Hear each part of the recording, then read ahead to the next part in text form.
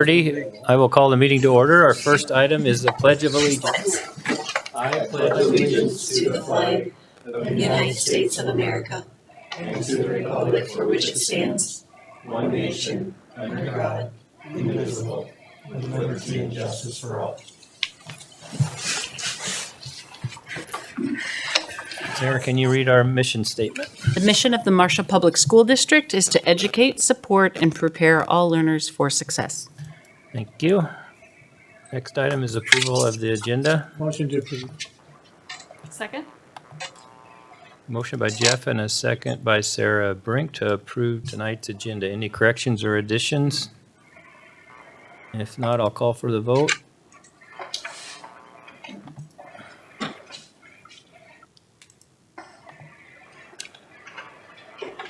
And the agenda is approved. Next item is a Tiger Spotlight. I'd like to recognize our community partners that helped us with our recent middle school issues. We'd like to take a moment to recognize and thank the many community partners who stepped up in an incredible way after the recent flooding at the Marshall Middle School. What could have been a long and difficult recovery turned into a swift and coordinated effort because of the people and organizations who rallied around us. We had local contractors work tirelessly to make sure our students and staff could return to a safe and welcoming building on the first day of the 25-26 school year. Your dedication, teamwork, and generosity reflect the very best of our community. On behalf of the district, our staff, and especially our students, thank you for turning a challenge into a testament of what we can accomplish together.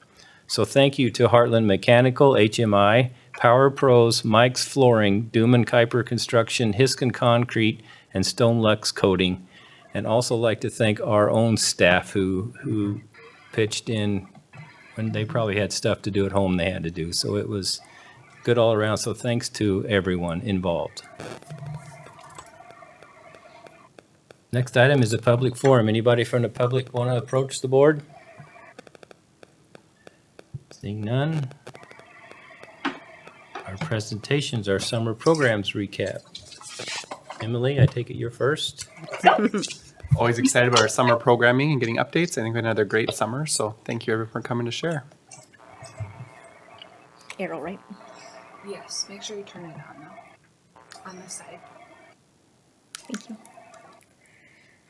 I am honored to share our summer school theming and coding this summer. We had so much fun coding in motion with the kids.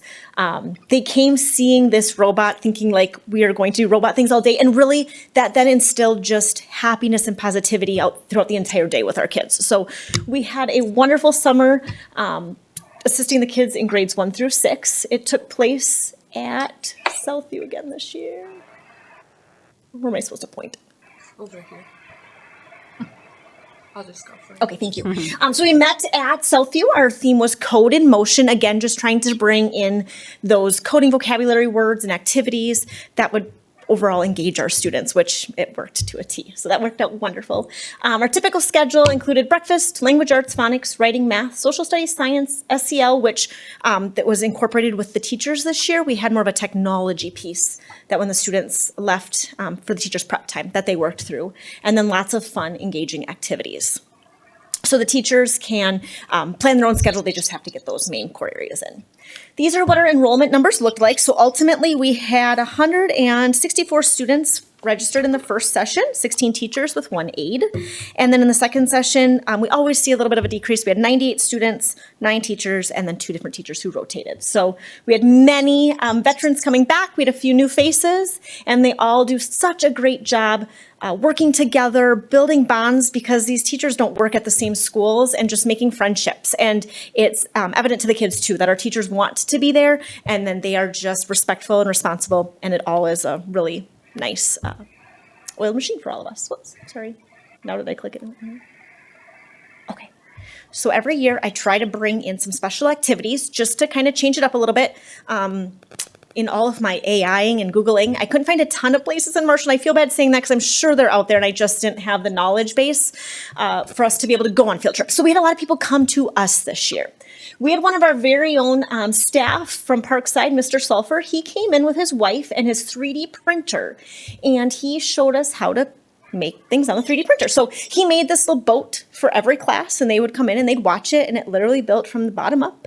Kids had many questions that he answered every single one for. Talked about the practicality of it. He's like, if you lose your glue stick cover or your marker cover, I could make you a new one of those. He was making a little doodad for his KitchenAid mixer that held his cord. So it all worked out great. You can see the kids are engaging with a few other things he made. They absolutely loved it. Teachers gave a preview of it beforehand, so they had an understanding, but it was a great opportunity for our kids to see how that works.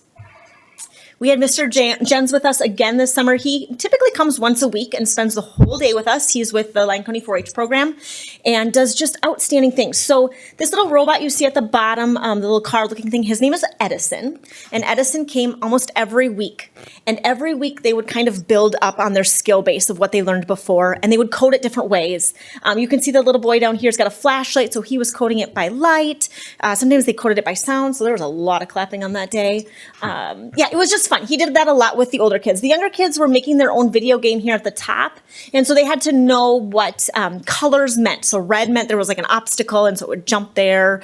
Green would mean kind of like go, things like that. So the kids really had to work together on some of these activities, but ultimately gained a new vocabulary and language base that they heard during technology time, during morning announcements, in the classroom, that just really embraced it all. And it's something that our kids interact with every day. So it was kind of fun for them to have that opportunity.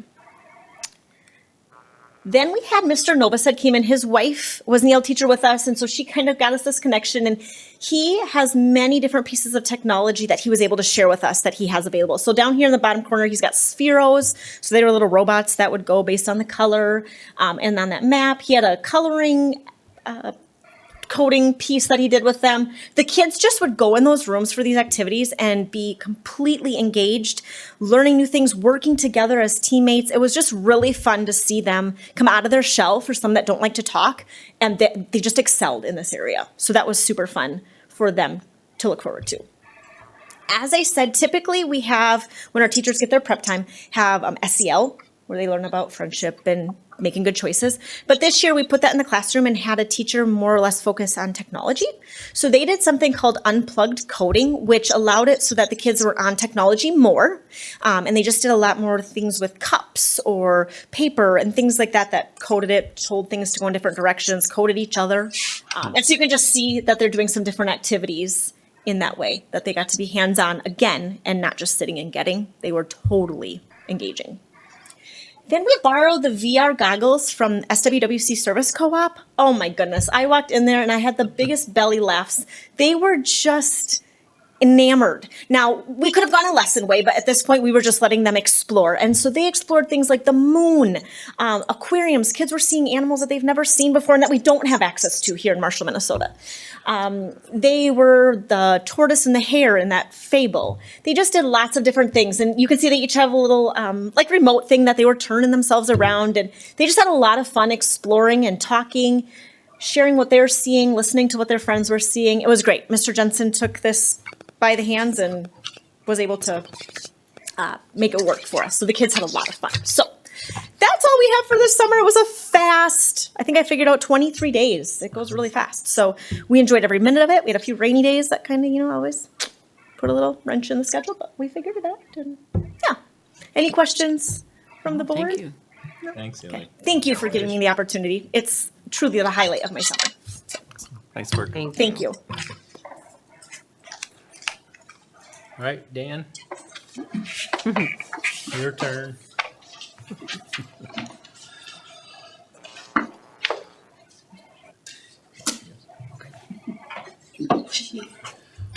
Nice to see everybody. Thank you for allowing me to present what we did this summer. It went very well. It went really smooth, actually. My first go around with the summer school program.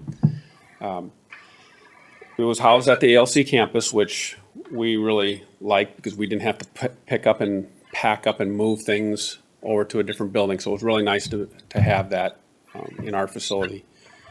The dates that you see up there was from June 9th to the 27th, so we were there for 3 weeks.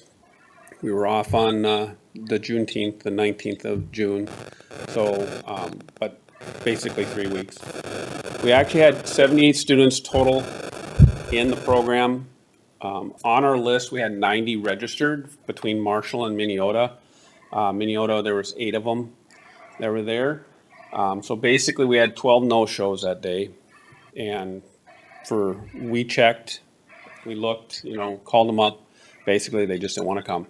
And so it's their choice, their option. So, the next one, thanks. So I put some statistics for you, kind of how it went. So you can see from the graph there that 73% of the people got at least 1 credit out of it, and that's mostly what they were there for. That would have been taking 2 classes. And we had a morning session and an afternoon session, so they were in 2 classes for the day.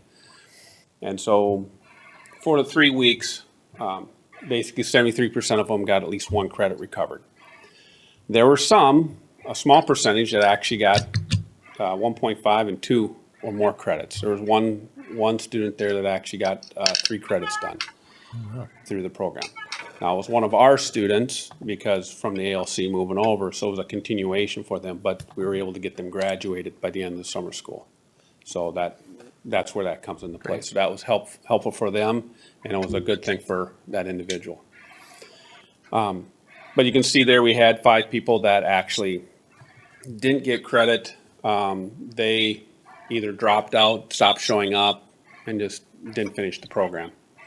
Everybody that went all the way through to the end at least got some credit, either half a credit or a full credit. Our biggest issue, I mean, it really is not a bad thing, but since we started with such a large number of 90, we had to prep for 90 for the first day, and only 78 showed up. And so the cooks made 90 meals, and so we had all this leftovers. But on top of that, only half of those kids actually went to eat. So there's more than just 12 meals left over. So that's something we got to try to work out. I don't know a plan yet, but it's something we can think about what we can do to kind of eliminate that waste and that cost. Really, that was the only thing that we really tried to hammer down throughout the course, was trying to get our numbers. And these kids, some were there for 2 days and were done. Some were there all 3 weeks. And so those numbers were changing every day, basically. The first week was pretty steady for the most part, but after that first week, the numbers started dropping really fast, and it was hard to keep up with that. So that's something we'll work on. But otherwise, it was a great time, great use of our classrooms. The teachers that came over from the high school, they loved the environment. It was a good opportunity for those students to learn and get stuff done, and they did. Most of them, like you saw in that graph, completed what they needed to do. So, any questions? Good job, Dan. Thanks, Dan. Thanks, Dan. Thank you. And Nancy, your turn.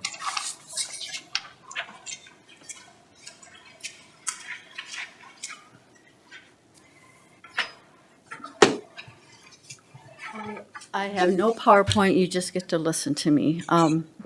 So I do Be the, more focused. I do the ESY program, which is Extended School Year, which is our special ed program. And basically, right after Christmas, that's when the determination is made as far as which students qualify. One of the ways they qualify is, like, our Christmas break this year was 8 days. So when those kiddos come back, and if it takes them 8 days or longer to be back to where they were when they left for Christmas break, that's a qualifier. So it's kind of we want to kind of catch those students that when they're away from us, they do a backslide. So this year, I had 12 scheduled to attend. I ended up with 9, and for various reasons, a couple kids had medical issues, and one of the kiddos, he went to another parent for this summer. So there's what they work on is what they work on is IEP driven. So they're focused on what they need to kind of maintain or maybe build on.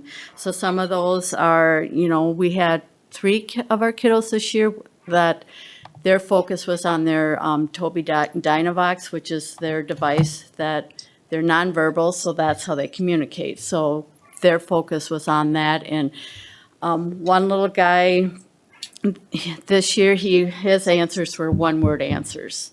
So this summer, they wanted to increase, can we get him to 2 or 3-word answers? And to also use this device appropriately. He was kind of our jokester, and he would, so we, the staff had to bring him back. Work on physical and mobility issues. Our kids, I had 3 or 4 that utilized standards throughout the day. So as they were able to be using those standards and kind of doing that process. And again, I want to make a remark about how flexible our staff were this summer. We were housed here in the middle school.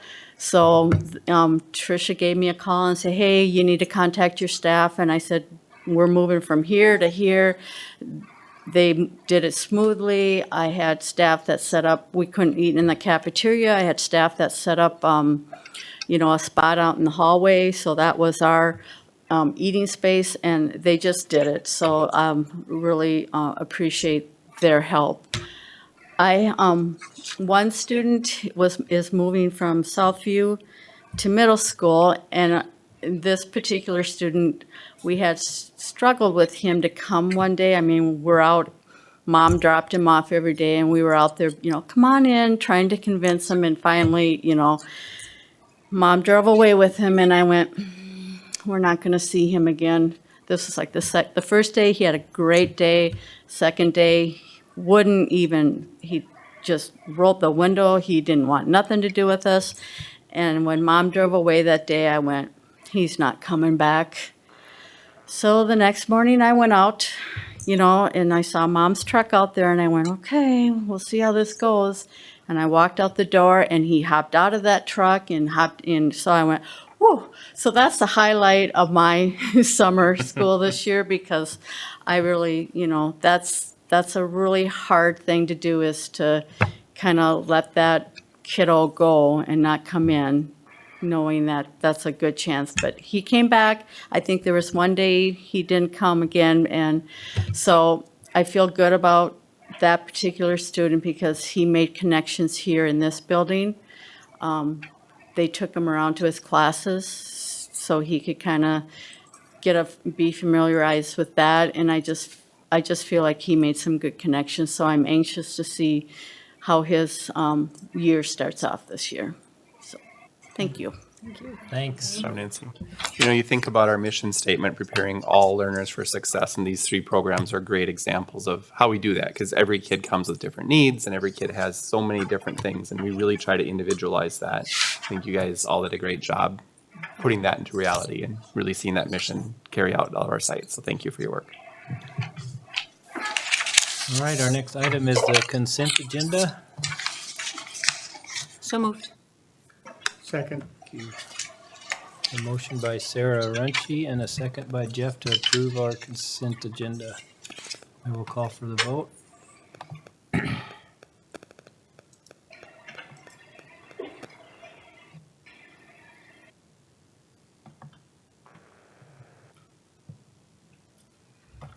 Well, let me try again.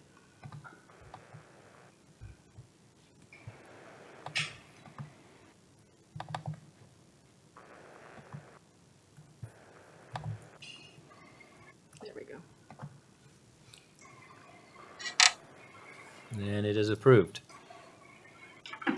Next item is our finance report. Approval of the bills. I will make a motion. I second. Any further discussion? Oops. If not, there's a motion on the floor by myself and a second by Jeff. I will call for the vote.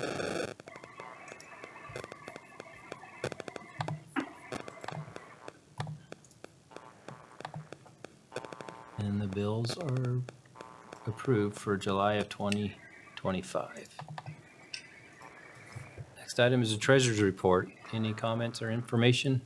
I would just say I'm excited to start my second year all the way through. So I feel like I've done most of the things already once, and it's going to be nice going through with having eyes on things at least once in the past.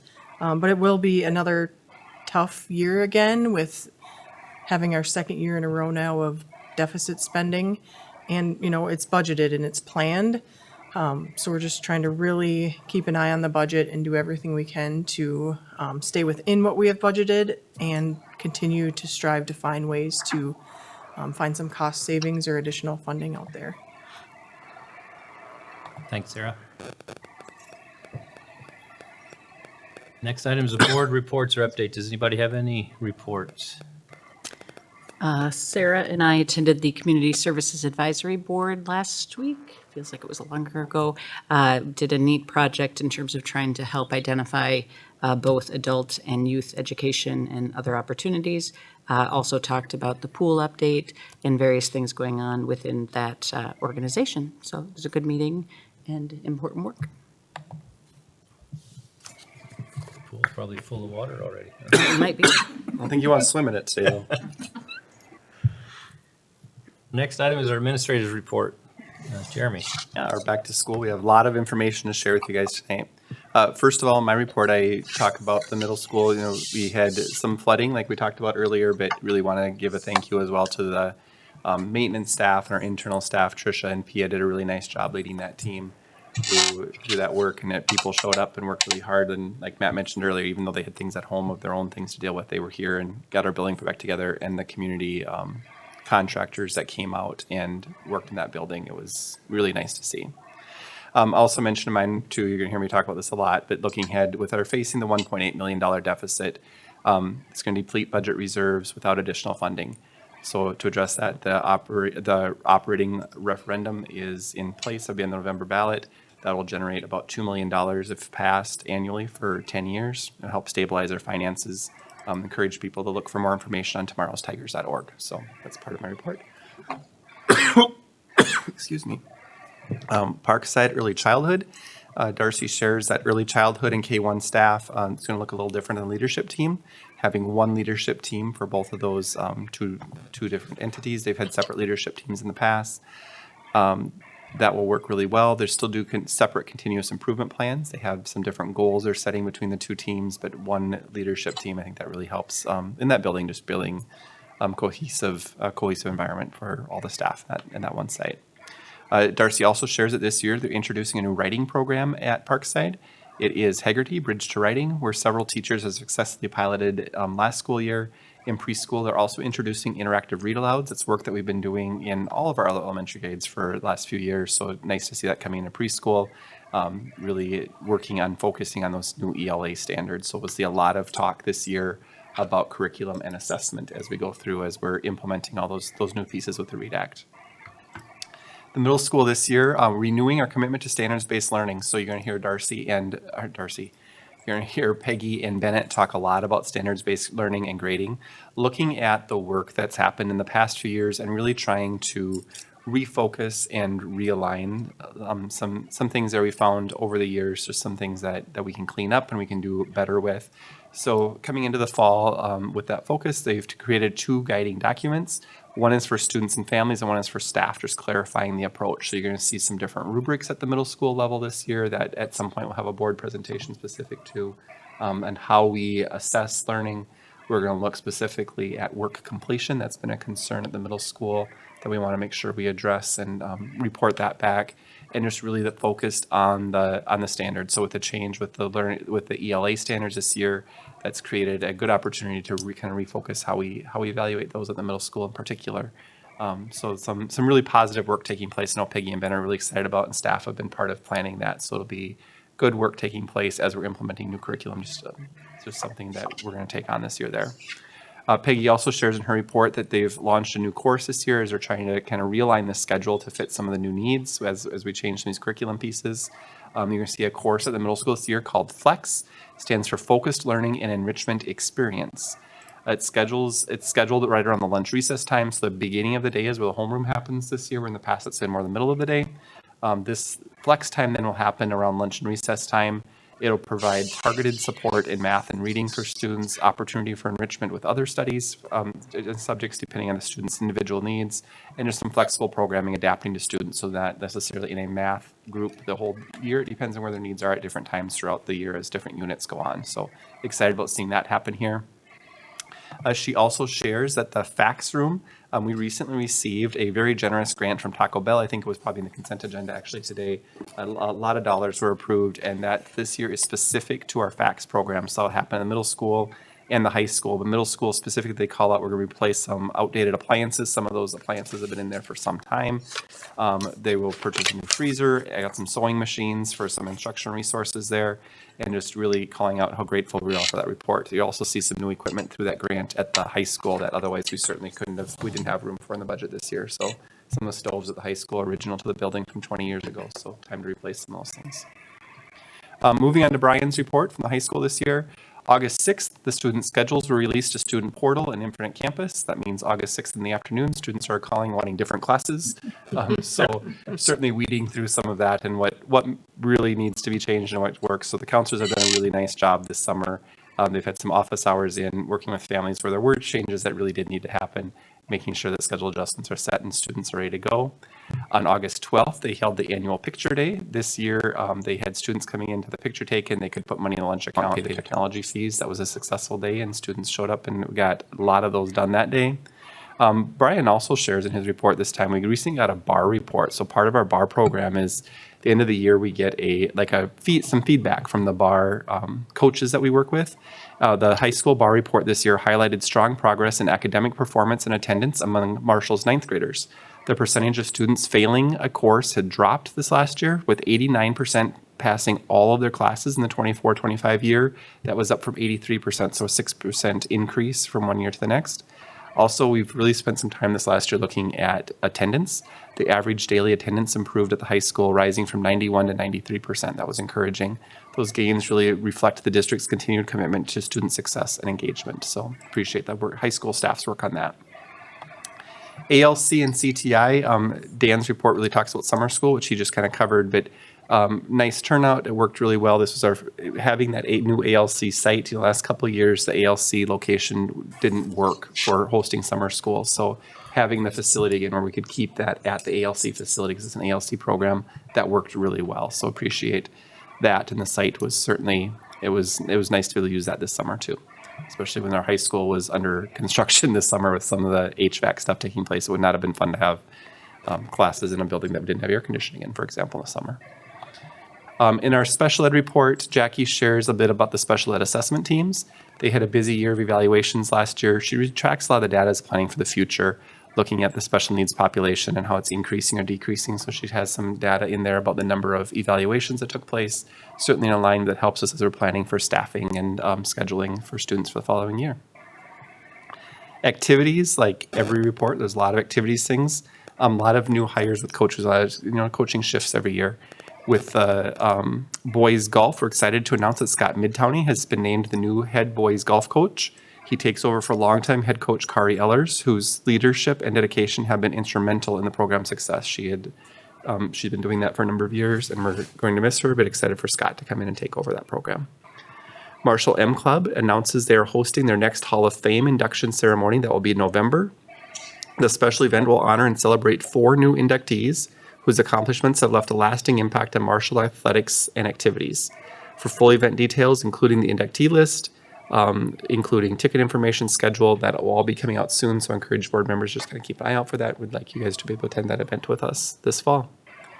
Also at the high school, a change with student council. Julie Kent had announced that she was going to step back from that role. She's been in student council for probably 20 years at the high school. So yeah, Julie's still teaching for us, just stepping back from student council. So Chris Schuckart is taking that over. I look forward to his leadership with that program, and want to thank Julie for her work over the many years. Student council does a lot of different things at the high school, and that'll be a pretty big change.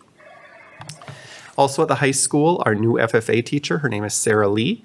She will be helping lead the FFA program this fall. Her enthusiasm and commitment, we anticipate continued growth and engagement in that organization at the high school. Swimming, Ashley Dunn is beginning her first season as head coach for the Tiger Girls swimming program this fall. She's succeeding Brian Stuckey, who led the program for the last several years. Finally, in the activities department, I'm proud to announce once again we're partnering with T-Mobile to sponsor Friday Night Lights. There is a formal check presentation scheduled for the first home football game of the season. I want to thank Amy Gillingham for her work on that effort. Just like last year, we're rallying the community, so watch on the social media. There are some links. We need people to encourage and pass it on that amounts that helps impact the amount that we'll receive from T-Mobile. But there'll be a check presentation. Board members will invite you to be part of activities that evening as well. In teaching and learning, you asked me earlier how many new teachers. It's 21 new licensed staff members this year. We'll welcome them tomorrow. Actually, we kick off new teacher workshop week. New staff members, we have a number of activities planned for them preparing for the 25-26 year. So we get 3 days with them this week before we welcome everyone else back next week. For the 25-26 year, our theme is Relentless Excellence. We are really excited to bring Hamish Brewer in. Those of you that were at the MSBA conference last spring, Hamish was the presenter at that. So we have him coming next Thursday. He is, his line is he's a tattooed skateboarding principal. So from that, it's exactly what you would expect. He's got tattoos and the skateboards and the hat. And he does a really nice presentation talking about relentless education. That's the name of his book. We also were able to, through a grant, purchase some copies of that book. So staff will receive a copy of the book. And he'll be available to sign autographs and that kind of thing, or sign the books and share with our staff next Thursday. That'll be really a powerful message on being a relentless educator. Earlier this summer, we received notification we've been rewarded a youth skills training grant. This one we're really excited about as well. This is through the Department of Labor and Industry. It's a 2-year grant in the areas of manufacturing, agriculture, automotive, and healthcare. So it's going to help us with our CTI work as we're expanding, continue to try and expand there. Some specific things within the within the CNA programming and with welding and the automotive things taking place as we have a change with teacher on that location. We have some equipment needs with the different programming. That's just an expensive area, and this grant is going to be awesome. This is over $90,000 that grant was, so that was in the consent agenda earlier today, but that will help cover some expenses for us for the next 2 years for that. So excited on Beth's work with that one. Finally, she shares that in order to meet the Department of Education's READ Act, we are changing some things with our assessment plan this year, and we'll have a more formal presentation, but we just want to kind of make people aware. We've had a lot of discussion about our current assessments, how we're using data, and how we want to move forward. The state is requiring a certain set of things that happens with the assessments. So we have to change how we look at it, and with some of the new things they're adding, we're actually going to be dropping NWA. That will no longer happen in the district this year. A new one you're going to hear us talk about is the CAPTE Read Basics. I think she has the chart up here. The CAPTE Read Basics is one that the state is requiring that we give. So we had to purchase that, and it really will cover, we're really excited about the data that's going to provide for us. It gives us very detailed information about individual student needs. It does the screening for the dyslexia piece for us, kind of all in one piece. So by bringing that in and dropping NWA, we'll have more data that will be more useful for driving instruction in all of our classrooms. It meets the READ Act criteria. We'll be able to set our goals off of this bit. It'll be a nice move, just it will be a significant change for us. And then with the change with the CAPTE, or you say M-Class Dibbles, we used Dibbles at Parkside last year. Southview used the Dibbles and NWA last year, and the Dibbles for second and third graders will provide the information we need to drive instruction that really is targeted at those specific needs that students have. With dropping NWA, that means a little different look at math as well. So M-Class Math is new for us this year. That was not available actually last year, so we'll use that in K through 4. We were hoping to maybe use M-Class Math at the middle school as well, but it is not available yet. So we'll consider that next year. But we have our MCA tests that we give every year that gives us some math data. We also have locally created assessments that we'll use for placement and assessment at a more timely basis within the classrooms for the high school ALC, and we'll use those, of course, at the middle school as well. So some big changes with assessment, but excited about that. In finance, Sarah, I'll share your report. Sarah talks about, this is a good thing as well, we were awarded the Certificate of Excellence in Financial Reporting for the fiscal year ending June 30th. There was a communication we received, so I'm just going to read the information, the quote from ASBO. They said, "Congratulations. On behalf of the Association of School Business Officials International, I am pleased to inform you that Marshall Public Schools has received ASBO Certificate of Excellence in Financial Reporting for the fiscal year ending June 30th, 2024. This award represents a significant achievement and reflects your commitment to transparency and high-quality financial reporting. Congratulations. So Sarah, thank you for your work, for you and your team on that and putting all that together, and certainly for the work with finances throughout the year, because it is recognized and it's very well done. Work with the audit team she shares has been starting. The list of documentation, they're getting all of those things together. The in-office field work will be happening the week of September 8th, and that's going to happen right in this room that week. So they will be here. Finally, she shares an update about some investments for the month ending June 30th. MPS had a total of just over $10 million in accounts held by the Minnesota School District Liquid Asset Fund. It's down $887,000 and some change from the same time last year. Of this total, just over $1.8 million is currently invested in CD programs with maturity dates staggered every few months. The latest interest rates available for reinvestment in the range of 4.5 to 4.7, so we feel it continues to be a good investment for the district. And by staggering those different months, we have funds available as we need them to cover different things. So thank you for your work on that as well. In Trisha's report, she starts off, the timeless saying of it takes a village is certainly true, and she talks about the flooding again at the middle school. So there's some pictures included in there as well. And we mentioned earlier, her and her team have done a really nice job getting those areas back together. It looks really good down there. Like the main hallway, you wouldn't know that we had flood damage. So that is good testament to the work that took place. Tricia also shares that the project at the Marshall High School continues to progress as expected. Johnson Controls did a nice job keeping the project moving forward and on budget. We did have a small setback in the last week with some devices that are called variable frequency drives. So I'd ask you what that means, but maybe some of you do. I'm guessing some of you don't. I didn't. She shared that there were 5 VFDs that did, when they powered them down with the system, they just didn't power back up correctly. That causes the air handling units to not function properly. So those 5 that didn't power back up, there were 2 that are going to have to be completely replaced. They have now been completely replaced. 3 of them they were able to repair. Those just were not in the original project plan, so that is coming out of the contingency funds. That is the first thing that had to come out of contingency funds, so we're well below our contingency amount for that. And Tricia was able to find a company that could provide those and get those hooked up. And the testing and balancing is happening this week on that system, and the commissioning agent will also be on site for full review and inspection this week. So I believe that started today at the high school. So we are on track. Certainly when we fill the building with staff next week and students coming the following week, we want that all to be functioning. So they've done a nice job this summer keeping that on track, and certainly Tricia's done a nice job managing all of that. So those are reports this month. All right. And we have no action items, so I will adjourn the meeting. Thanks, everybody.